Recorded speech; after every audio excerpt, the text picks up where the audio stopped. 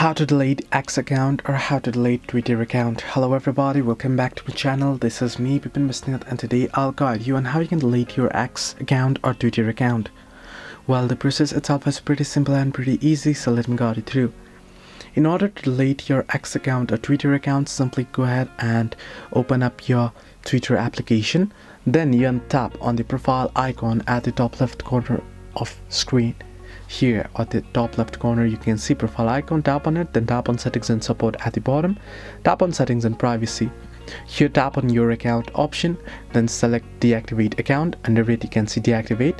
So you can see if you deactivate your account after 30 days it'll be deleted automatically, so you'll have to deactivate your account in order to delete your account. So this is how you can delete your Twitter or X account. Hope this helped you. To like and subscribe, and do not forget to leave a comment down below if you have any further issues as well.